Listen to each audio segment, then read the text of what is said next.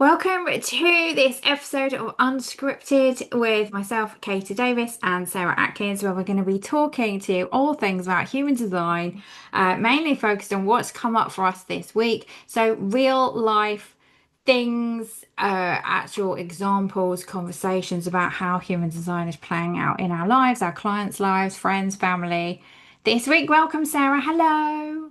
Hello, and it's a funny old day this week. Well, like the weather this week, like temperatures changed massively, don't you think? Like I think we're full into autumn mode.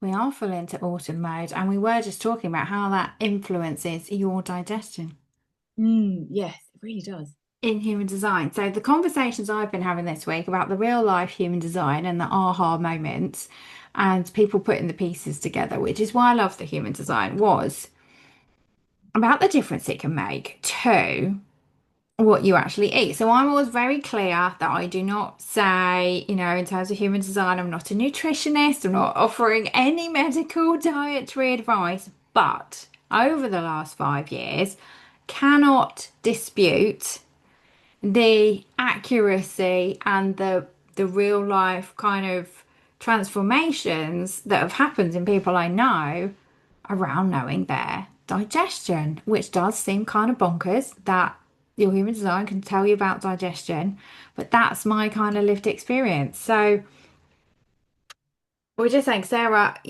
for those of you, you can find it on the human design chart. It will say digestion or determination sometimes, and there's 12 different types because there's six, and then depending on which way your arrow is facing, whether it's kind of left or right, so it comes out with 12 different digestions. But it just blew my mind. So mine is all to do with the levels of light, Right. which does sound proper bonkers, right? So the two opposites, they're often opposites. So you have indirect and direct, and it's all to do. So the digestion is all to do with the way your body absorbs things. So it can be food or information. Yeah. When I read mine said indirect, and I was like, "What's that mean?" And the description was all about being out of direct sunlight.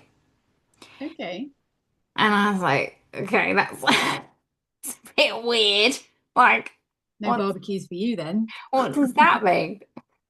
And then as I started reading about it, it was talking about eating late, having midnight snacks. It was talking about eating in darkness, out of main daylight hours.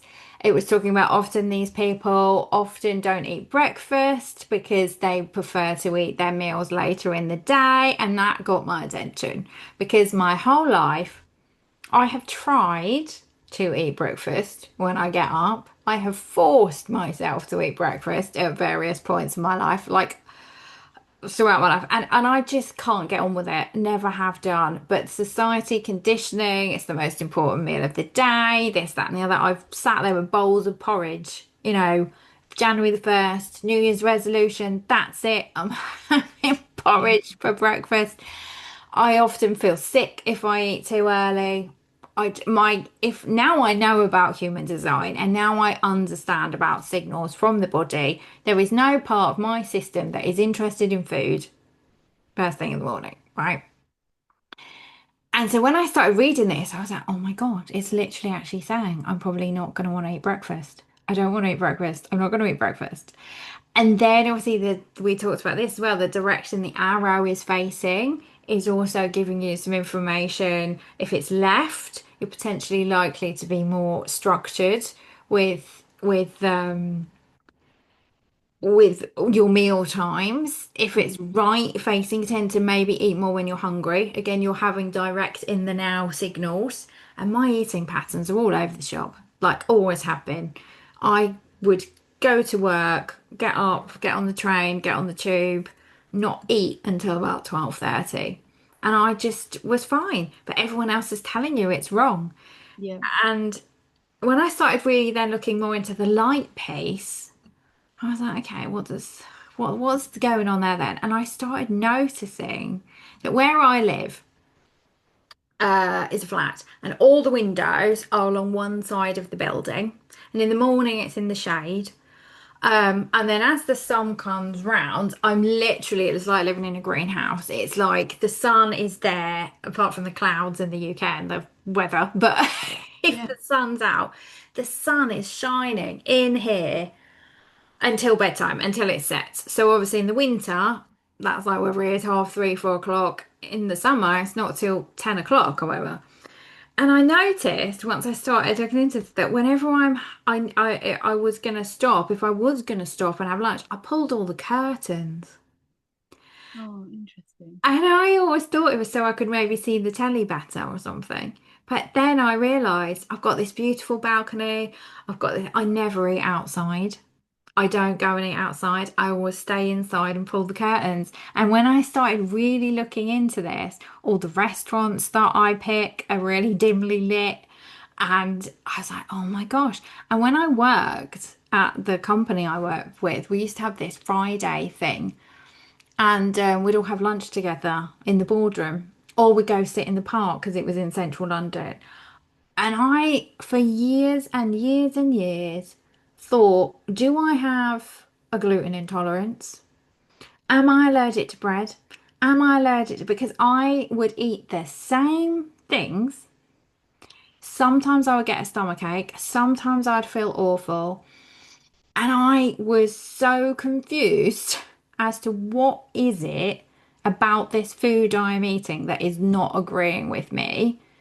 And I couldn't work out what the pattern was for the life of me trying Mm. until I then was like, it can't be the light. It can't be. Like, that is proper bonkers. But it was. That's bizarre, isn't it? It is. And I do think it's proper bonkers. But now I am so much more careful of the amount of food I eat. So if it's a really bright, sunny day, etc., I will eat little bits. And my eating habits, I just eat little bits. I'll eat some cashew nuts. Yeah. I'll eat some this, that, and the other. It's not like I don't eat anything. But then all of a sudden, as soon as the sun goes down, I'm like stuffing my face, big old meal, and I'm fine. Yeah. And I'm really careful now about, like, if I am in a situation where I am outside at a barbecue or I am somewhere, I will just have a little bit to eat because my system can't deal with both the food and the input of the sun. And it's Mm. bonkers. But that has really changed my life. I would say that dramatically. See, it's funny, isn't it? Because like we were just talking about digestion, and you asked me what mine was. So mine's closed taste. So my arrow points right um, to work out what that was. Um, Which is but which. I didn't fully connect with what it said because, and this is where, and I know we've said this before, this is where it comes into looking at the whole chart because Yes. like your arrow only points to one particular thing. So my experience with this is that with a closed taste, basically, I don't necessarily need to taste a food without to know whether I'm going to like it or not, right? Which as a child, I got branded as a fussy eater. I'm like, I'd be looking, I I look at can see food, how, yeah. I don't want to eat that. So I quite often used to make my own food, Oh, which used to really? drive Okay. my mum nuts. Yeah, I learned to cook really early on because there were certain things of like, I don't, I, and they were like, but haven't even tried it. I'm like, no, I don't need to try it. Thanks. I don't. So I have texture issues, which I always find quite funny as well because my cognition is touch. Yep. So Yep. So again, it just makes sense, doesn't it? Just explains things. and I don't think I am a fussy eater when I'm catering for myself because I know what I want. Uh, because I'm fussy. Okay. Obviously, yep. But I am aware that I do cook meals. So one of the things that it does say for me is that I need to eat intuitively. Um, and whilst a lot of people with a closed digestion they might be quite happy eating the same things like every day, whereas I don't.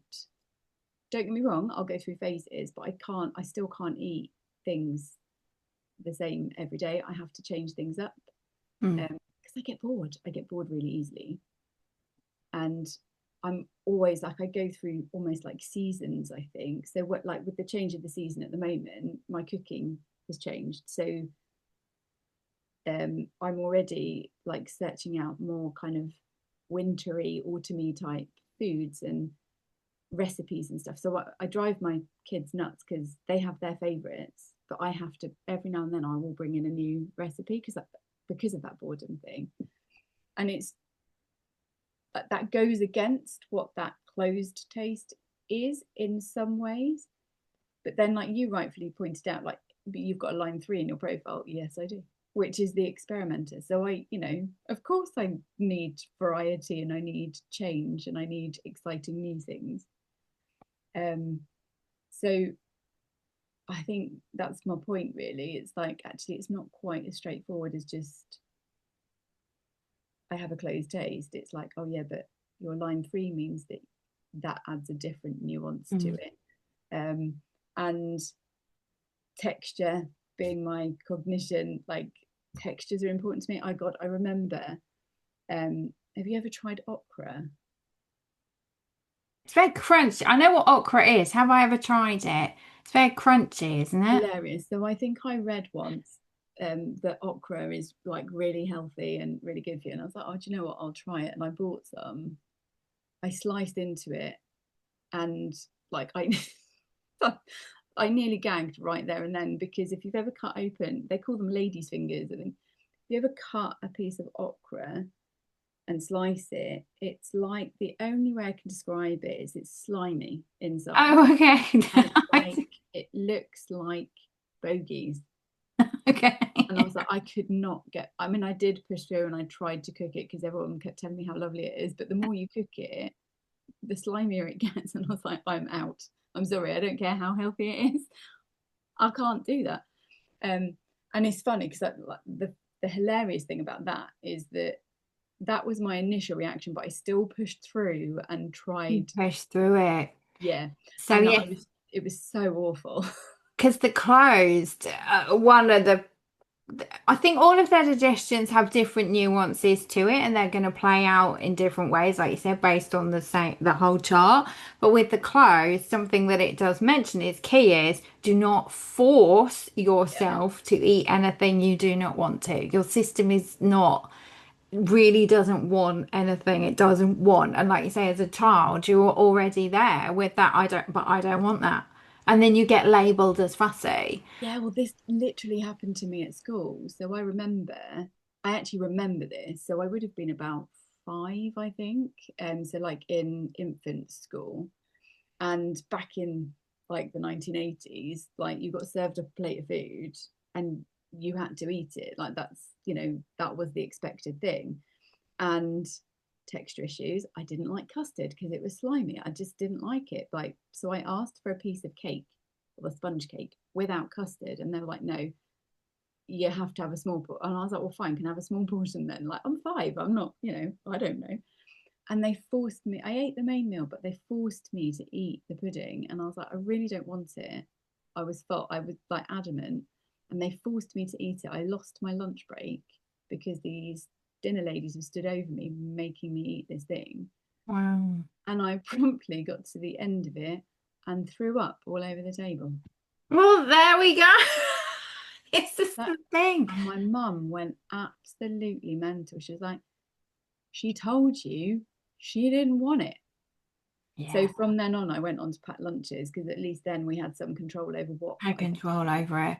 But I think this isn't necessarily a whole time about all the different digestion types, but like I had a friend at uni who we were mercilessly mean to because he ate all his food separately, and he would like make a bacon sandwich and take it apart, eat the bacon, eat the bread, and he would eat everything different, like roast dinner. It was all separate, and we were like, "Well, stop being so fussy. Just eat it." And like, he wouldn't eat stir fries, and he wouldn't eat this, and he wouldn't eat that. And again, we labelled him with the "You're just being difficult. You're Yeah. just being fussy."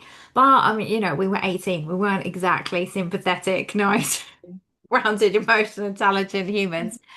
And it was only this year, after I had discovered, like, researched all the human design stuff, I finally asked him, I was like, "Do you know your time of birth?" And I ran his human design chart, and that's the digestion that came back with, that his digestion is designed to eat the food separately.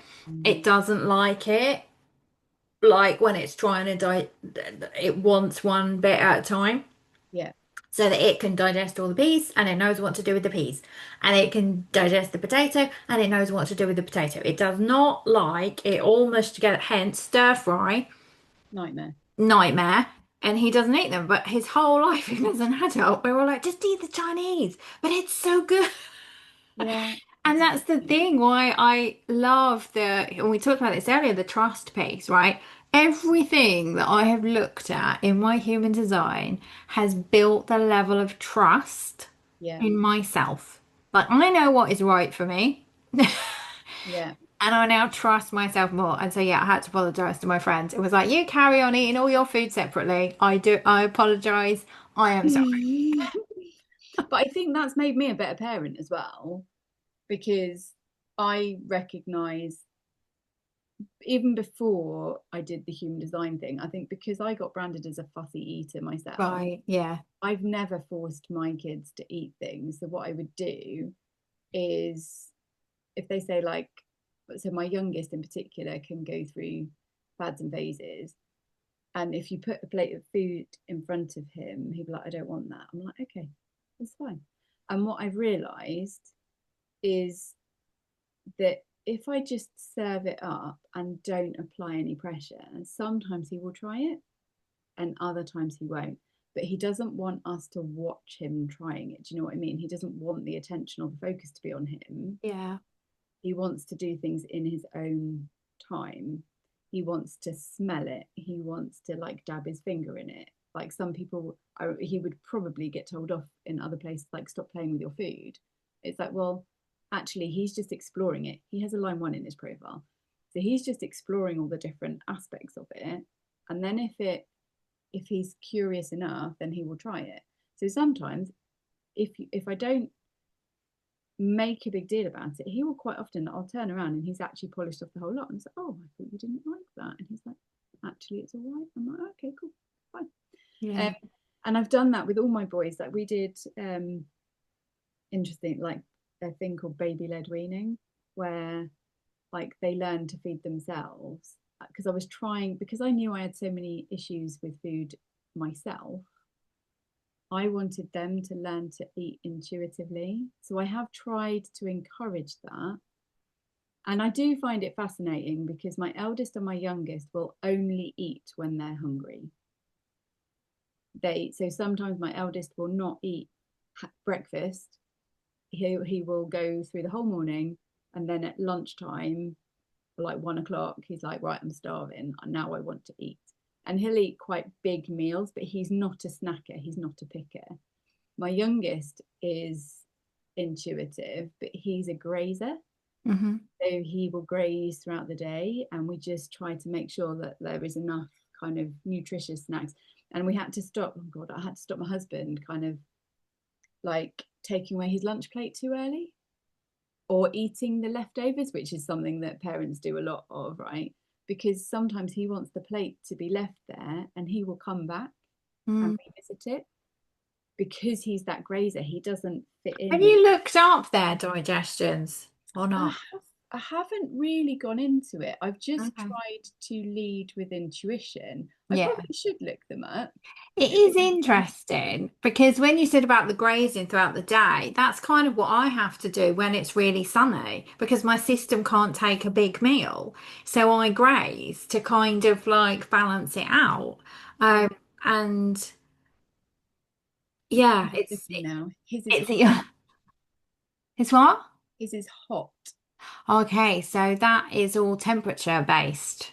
Okay. So I have a client with that, and it's all to do with, so I don't know if this resonates, but it's to do with the amount of work your body has to put into. If the food is too cold, your body has to warm it up, and Yeah. so it doesn't like it. So I had a client with this who had a lot of health problems, and hers was hot.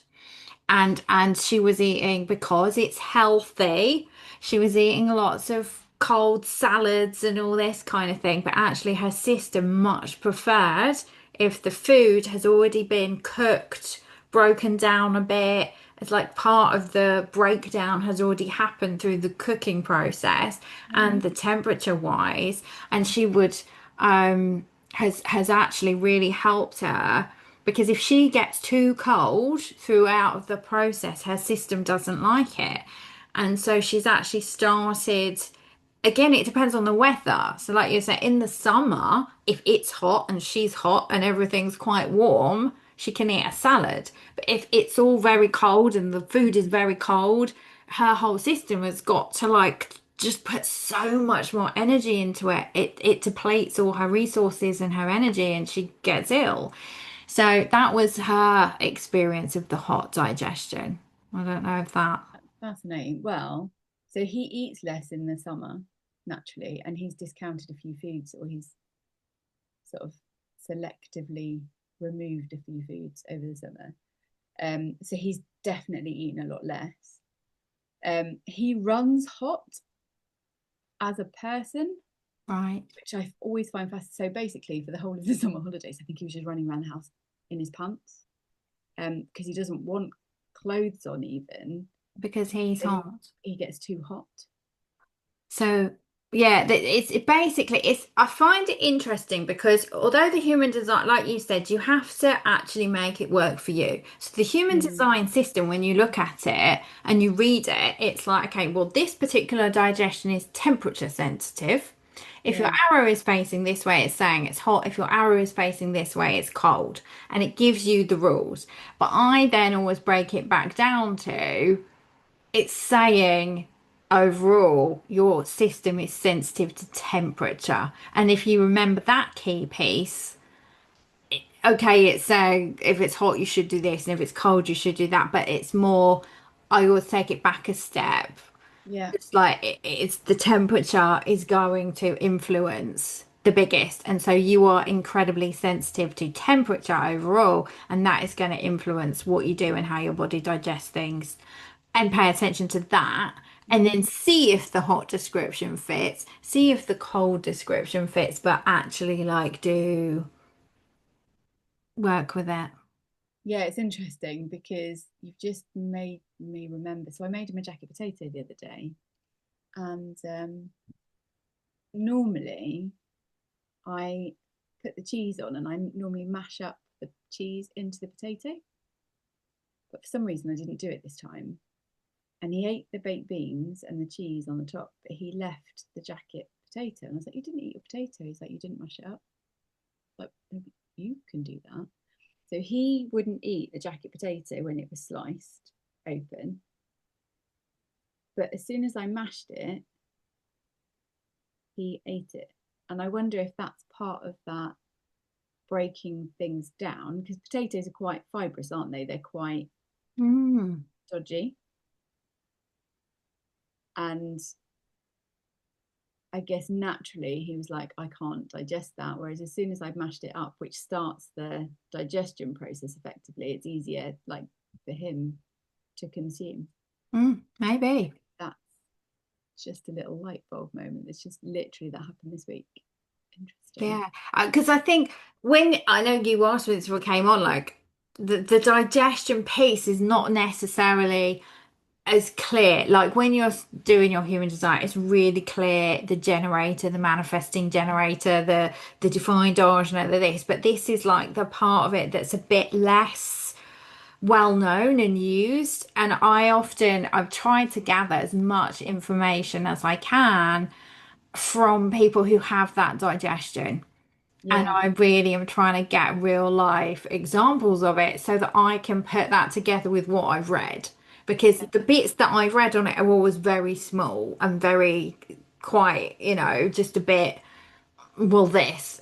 And it's never that simple, is it? But I did speak to somebody the other day who had the sound version Right. and they had high sound, i.e., they need some kind of sound, but overall, it's the sounds that are going on around them that's really important. And so I Mm. read them the description, and they just were like, oh my gosh, yeah, I cannot eat in silence. I just feel so uncomfortable.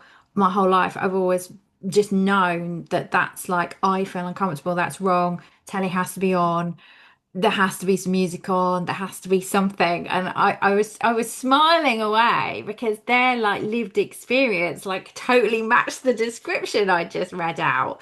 But they hadn't ever thought about it before. No. Like they hadn't actually thought, they'd naturally just known and felt uncomfortable. This is weird. I need to put something on. But actually, what human design is telling us was that's because your system knows. I don't as bonkers as the light thing. It wants some kind of sound going on as well. But isn't that to do with the energy, the energetics? As you're talking, I'm like, well, yours is light, and everything we know that Everything's energy. everything is energy, right? Everything has a vibration. Light creates certain frequencies, sound creates certain frequencies, temperature will change the frequency of stuff. Like texture changes the frequency of stuff for me. And like it just makes sense that we all operate at different frequencies, so we all have different needs. Yeah. When you break it all down to everything is energy, like I say, everything is energy, frequencies, and our system is attuning to certain different things and needs different things to operate. But I wrote a blog last year where I was looking at before we came on, and I kind of said something like, will the traditional Sunday lunch work for your family? Right, I Mhm. brought it up because um and this is like a real life story. Family of five that I know, two adults, three younger children. One child has what I have, indirect, so they're going to be wanting to eat their biggest meal of the day out Yes. of the sunlight. The other child has the complete opposite, direct, wants to eat their biggest meal of the day with all the light in the sunlight, middle of the day. Um, then there is two people.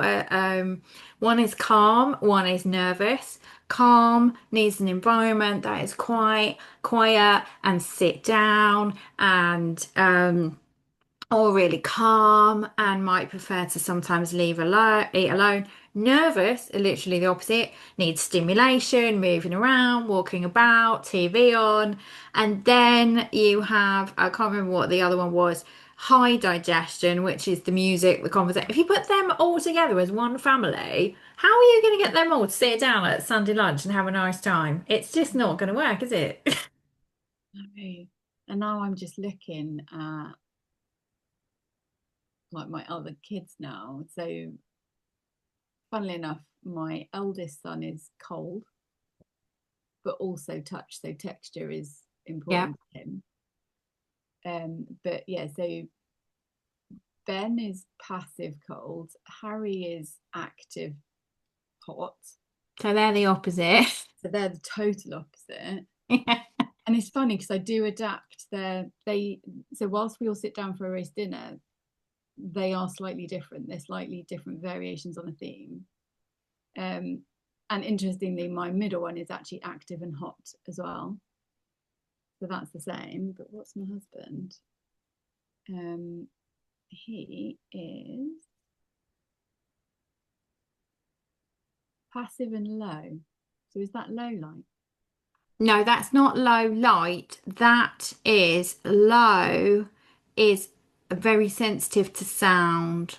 So that's the opposite of the high. Like I said, the lady I spoke to, she needed some kind of noise. Sitting in silence felt like really wrong for her. The low is so it's sensitive to sound. So it needs to be just the right amount of noise. It's not that it has to be so again, it will be on a scale for the person. So it needs to be the right level of noise. So, like, probably any environment with screaming, shouting, noisiness, anything that would set his digestion off and not be a good environment for him to eat in. That's what that would. So this is fascinating because he loves noise. But does it have to be his noise? Yes. Right.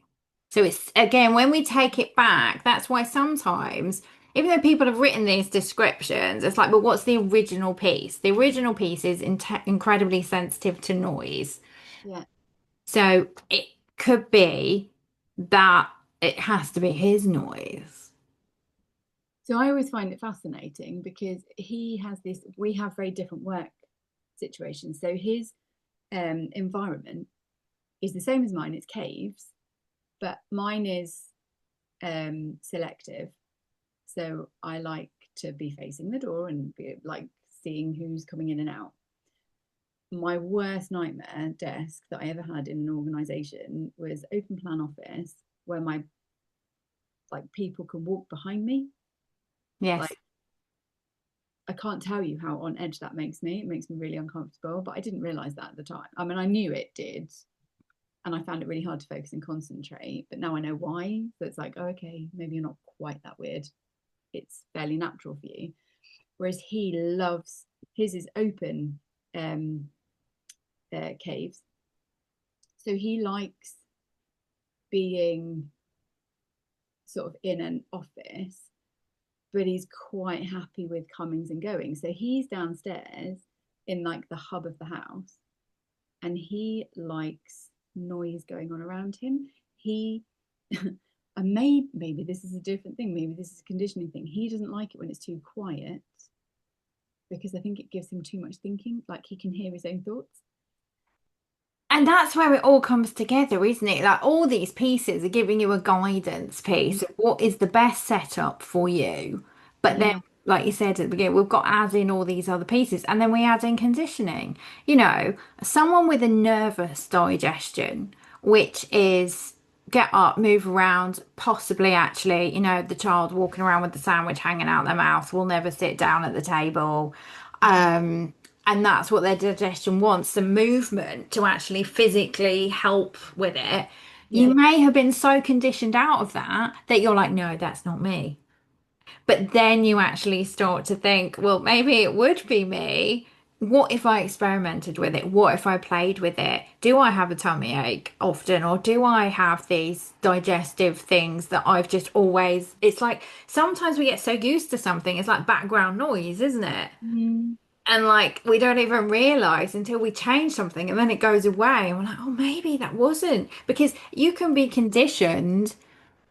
I've talked about this on other things, like I have a defined throat, but my childhood and just society, I was conditioned out of the talking. Yeah. So I always encourage people to play with it. Don't live by it, don't rule yourself by it. But even if you don't resonate with it, explore explore it. Like, how does that work? Or like you said, maybe he's not happy with with the quietness, but maybe his digestion would appreciate it. Who knows?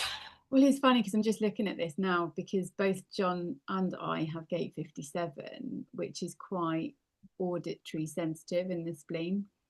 Yeah, so I have the channel 5710, which when I learned was all about the sound sensitive in terms of again, where it's like my interpretation of that was I'm so sensitive to sound, but in a what's that noise? Am I gonna get eaten by a Yeah. bear? Like thing. And in this day and age, there aren't any bears wandering around eating me. It's the dishwasher beeping. And Yeah. I turn the dishwasher beeping into like, what is that noise do? Like, what is it? So I also have that sensitivity to sound thing. And again, just the knowledge of it, the awareness of it has helped me so much to feel like, okay, it's just the dishwasher. Well, it's fascinating. So you were talking about environment earlier, and we think about sound sensitivity. So we used to live in London, and I guess John and I, like, we're both from the countryside, really. Like, I'm from Cornwall, he's from Somerset. We moved to London for like career like opportunities and stuff like 25 years ago, which makes me feel a bit ill when I say that out loud. But anyway, because we can't be that old. But and I think when we first moved there, I don't know, you kind of just push through it. And I think we lived in London for 17, 18 years. And I think we underestimated how, like, the noise just becomes background noise, Mm. right? The It does. aeroplanes flying over, the trains, the sirens, we weren't that Sirens go. Like I live near the constant one-way system. There's sirens going past all the time. all the And time. I don't think we really realised how much it was impacting us until we moved out of London to where we are now, where literally there's no street lights. It's just, I mean, the kids sleep so much better. But when I then looked at all of their charts, like we all have gate 57 highlighted. All of us, me, John, two of my boys. Actually, Ben doesn't have it, but he has the other end of the channel. So he has gate 10. So actually, when we're together, we all connect that 5710 channel, which I find fascinating anyway. But so we're all a bit noise sensitive. Fireworks night, I'm sure everybody else loves it. My family, we like looking at them. We don't like the noises. So we're all out there with like noise cancelling headphones on and stuff. So for me, as interesting when you said fireworks, I love them, but now you just made me think I love them when I know where they are. Yes, when you know when the bangs are going to go off. So it's like there. So when I moved in here on the 1st of November, like you said, 28 years ago, let's not say how old I am. And, and we got all our friends. That time I was with my ex and we moved in and they'd all helped us. And then we all just ordered a takeaway. And literally, the town park is out the with the balcony, and there was just this massive firework display just outside my window. And Wow. so I have held like a firework party pretty much every year since, because you just come round, you go out of the balcony, watch the fireworks at head height instead of having to do that, Yeah. and I love it, right? And so I think I love fireworks, Mm. and I do because I know that, but then actually, the rest of the time, I hear a noise. I'm at the window. I'm like, where is it? Where have they let it off? Is it official? Is it in the car park opposite? Is it going to come? And so actually, it's like, do I love fireworks? Yes, if I know I'm safe. And that's the spleen thing, isn't it? The spleen Yeah. is trying to tell us our fears, our safety. And so I thought I love fireworks, but actually, no, I only love fireworks if I know where the sound is coming from and that Mm. it's safe. Well, I mean, that's one thing that I'm very grateful for. I mean, you're a kid of the 80s as well, I know, but like the evolution of cars, like I grew up where cars used to like backfire, and oh my God, the fear, the stress response that I would get from that. So I even still struggle with, those really loud, rumbly like motorbikes when they go past. Mm. Like I'm kind of internally flinching as they go past. I'm like, please don't backfire, because I remember that and it kind of transports me back to that. And even though logically I know that we have far fewer old bangers on the road than we did back in the 80s, so it's less likely to happen, but it's still like I'm ready in that sort of fight flight, like is there going to be a noise kind of thing.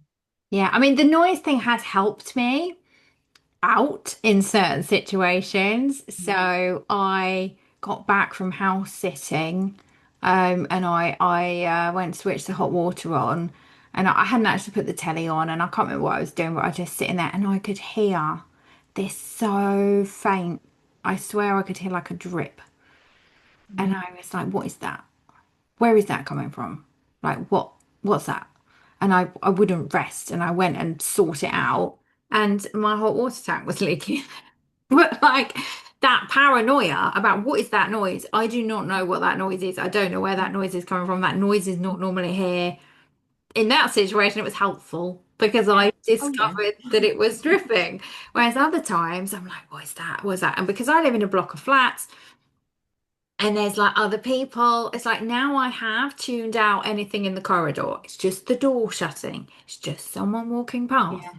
But like, so I have managed to shut some of it out. But other times I'm like, what is that noise? Where is that coming from? Is that coming from next door? Is that coming from outside? Is Mm. that like a thing I need to? And so it's this real balancing act of, like I said, because originally it is supposed to keep us safe from there's a noise in the bushes. Is a lion gonna jump out and eat us? We needed to be attuned to, but I don't really need to No. act in that same way. And when you add it all together, so with the whole variables, you've got all these different pieces. And so we've talked a little about your caves environment, we've talked about the digestion, we've talked about the sound, we've talked about different pieces. But when you start to sort of dig into that layer of the human design, you can kind of put it all together to be like, well, what is the most supportive pieces that I can pull out of this Mm. for me in terms of the restaurants I choose, when I eat my meals, the frequency I eat my meals, what environment am I eating the meals in? So I did have one client who had I think calm digestion. So everything they needed to feel calm. Yeah. Okay, so that was the thing. And they had caves environment. And they worked, like you said, in an open plan office, Mm. right? And so they used to, in the end, they would go and sit in their car and eat their lunch Yeah, perfect. because that was their actual environment was impossible to support their needs. Mm. So they would just say, okay, well, this is what I need. How can I make that happen? I'm just going to go sit in my car on my own and eat my lunch and then go back. And so it's like having this sort of awareness and playing with it. And with the temperature thing, if you know you're running hot, actually maybe eating hot food is not what you want. So it's like playing with it, isn't it? And understanding what is it? Is it sound? Is it light? Is it temperature? Is it smell? Is it what is it that is influencing you? So you can play with it and start to recognize your own patterns and make it work for you. Yeah. It Yeah. comes down to that self-trust piece though, isn't it? It's like, Yeah. say, raising that awareness, going with your intuition and what you know intuitively feels right and good for you. I think it's really hard, like as a child, obviously, because there are certain things that we have to conform to in terms of like culture and Well, yeah, if you have expectations nervous like that. digestion and you prefer to be running round, if you go to a restaurant, you can't literally just run round circles No, like eating your food, can you? You have to sit no, down. But maybe you can go for a walk afterwards. yeah, Or, you can kind of work. For me, everything in life, whether it's human design or anything, it's like working with it, isn't it? yes, Working with it instead of working against it. Like you said with the self-trust, trusting ourselves to know as I say, when you're a child, it's harder. But I've only ever heard this a couple of times. I haven't heard it often, which I find surprising given how much human design literature I have absorbed over the last 5 years. That part of the reason human design came into existence was to help parents understand their children. yeah. Yeah. I've heard that. And I was like, when I read it, I only read that recently. And I was like, that's nuts because I've been like absorbed in this stuff for the last 5 years. Um, but that would make so much sense because then you can, like, say, understand the meal times, understand you're not labeled as fussy, you're not labeled as this, and what can we do to support you? Obviously, at home, you can probably have a lot more free reign, but when you're at school, like you said, with the meals and the packed lunch needs to happen, or a hot lunch needs to happen, or we can start to use this information to really help support people and not berate people and put them in these boxes that is not supporting them because that's what we want. Yeah, yeah. No, I agree. It's interesting, isn't it? Because I think the whole kind of this is where it comes down to like systems and system like obviously it's easier to kind of serve the masses when everybody fits into categories. Yeah. But we know from ourselves that we're individuals. Yes, we can be a collective and we all offer something, but we also offer something slightly different. Like even identical twins are different, right? They might look the same, they might genetically be the same, but they're individual people. And, we all express our energy slightly differently. So that's what I love what you said about earlier, like trying to gather information from individual clients, because yes, we can read all of the descriptions, but there's individual experience and individual nuance that kind of goes into this. So I also like try to give like examples, lived experience examples, not just from myself, but from what I observe in my children. They're perfect for my clients because they're all so different. So I can see things from their perspective and I can share some of their experiences, like with my husband and, other family members and stuff.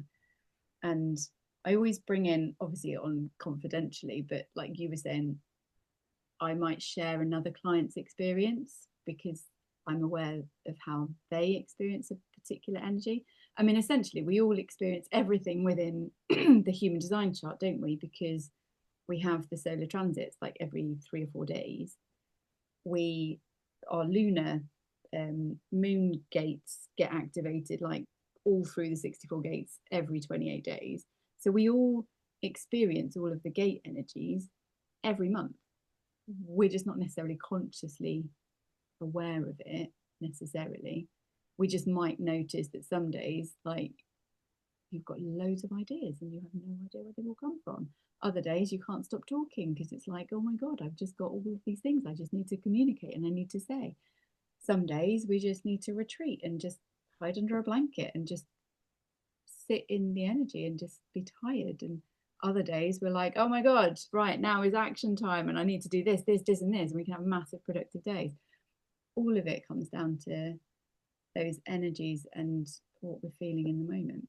And trusting and not letting in the outside noise. So I have a quote that I have on my wall here, which is from I'm going to wrap it up now with this quote, Sarah, and it might make you laugh. There is a TV show that I watch, or watched. I watched the replays. It's quite old. I don't know if you ever heard of Stargate SG-1. Yes, I have. Okay, well, Teal'c, the Yes. character, he said something when I was rewatching the replays the other day, and I wrote it down because I thought it's such a good quote. To resist the influence of others, knowledge of oneself is most important. I love it. And I was like, the wisdom of Teal'c from Stargate Absolutely SG-1. brilliant. What a So perfect quote. exactly, it's a perfect quote for for this whole thing. The to resist the influence of others, knowledge of oneself is most important. So, on that note, everyone, if Love we're trying to shut out the noise and we're trusting, just allow it, get to understand yourself, and then you can resist the being made to eat breakfast for 40 years. No, I did. So, we will be back soon with more episodes. Thank you for joining us. And if you want to get in touch with myself or Sarah, all the details are below. And we will see you again soon. Bye.